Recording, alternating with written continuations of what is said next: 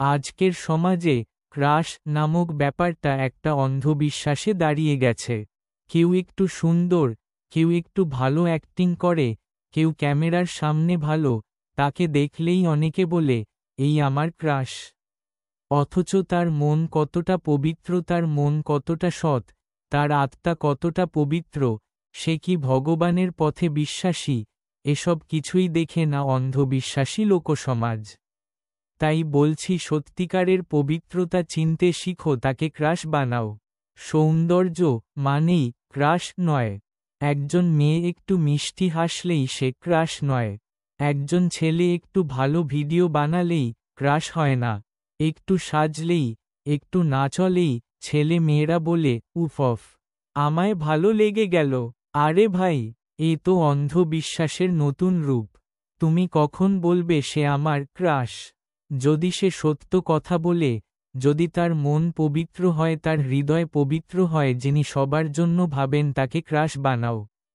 যদি তার চিন্তা ভাবনা সৎ হয়, পবিত্র হয়, যদি তার চিন্তা হয় সমাজমুখী, যদি সে ভগবানের পথে চলে, যদি তার হৃদয় হয় সৎ, বিনয়ী ও নির্মল, তবে বলো, হ্যাঁ, আমি ওর মতো হতে চাই।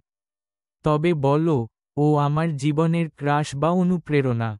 সৌন্দর্য দেখে পছন্দ, এটা শুধু চোখের মোহরে অন্ধবিশ্বাসী ছেলে মেয়ে।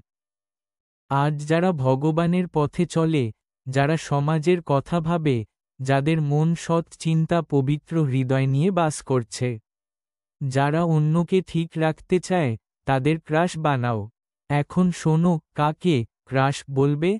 যে সত্য কথা বলে, যার চিন্তাভাবনা পবিত্র, যে নিজের জীবনকে সৎ পথে গড়ছে, অন্যকে সৎ ভাবনা দিচ্ছে, যে ভগবানকে ভালোবাসে, সমাজকে সম্মান করে, তাকেই হওয়া উচিত তোমার ক্রাশ বা অনুপ্রেরণা।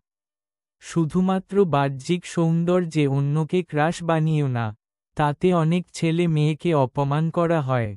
যেমন ভুল মেয়েকে ক্রাশ বানিয়ে সৎ মেয়েদের অপমান করো না। ভুল ছেলেকে হিরো বানিয়ে সমাজের প্রকৃত বীরদের গৌরব হারিও না।